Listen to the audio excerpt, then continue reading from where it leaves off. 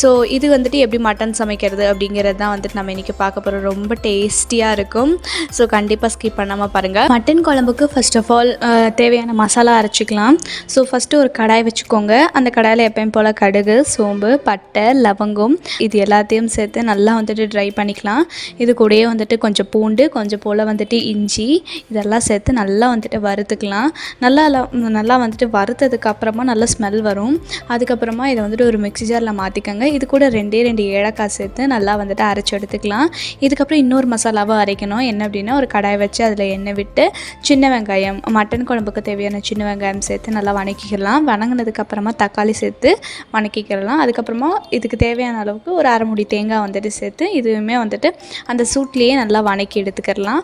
அதுக்கப்புறமா வந்துட்டு ஒரு குக்கர் வச்சுக்கோங்க. அதில் வந்துட்டு லைட்டாக எண்ணெய் ஊற்றி அது கூட வந்துட்டு பார்த்திங்கன்னா கறி லீவ்ஸ் சேர்த்து அதுக்கப்புறமா வந்துட்டு பார்த்திங்க அப்படின்னா வெங்காயம், பச்சை மிளகாய் சேர்த்து நல்லா வணக்கிக்கலாம். வெங்காயம், பச்சை மிளகாய் நல்லா வணங்கினதுக்கப்புறமா நம்ம அரைச்சி வச்சுருக்கக்கூடிய இஞ்சி பூண்டை கொட்டி நல்லா வந்துட்டு வணக்கி விட்டுக்கலாம்.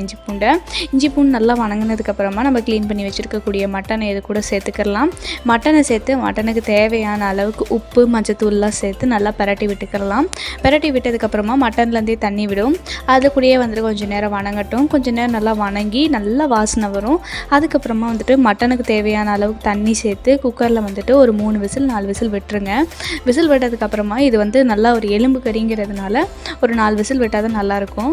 ஸோ விசில் விட்டு இறக்குனதுக்கப்புறமா மட்டன்லாம் சூப்பராக சாஃப்டாக வெந்திருக்கும். இப்போ வந்துட்டு இதுக்கு தேவையான மிளகாத்தூள்லாம் சேர்த்துக்கலாம். மிளகாத்தூள், கொத்தமல்லி தூள், கரம் மசாலா இது எல்லாத்தையும் சேர்த்து நல்லா மிக்ஸ் பண்ணி விட்டு மிளகாத்தூளில் கொஞ்சம் நேரம் வந்துட்டு வேக விட்டுக்கலாம்.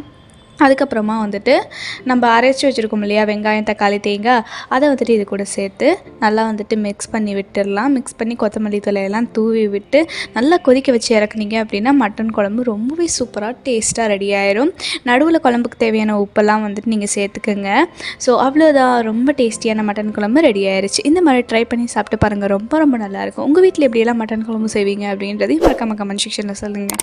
ஸோ இந்த வீடியோ பிடிச்சிருந்துச்சுன்னா லைக் பண்ணுங்கள், ஷேர் பண்ணுங்கள். அடுத்த ஒரு சூப்பரான வீடியோவில் பார்க்குற வரைக்கும் பாய்.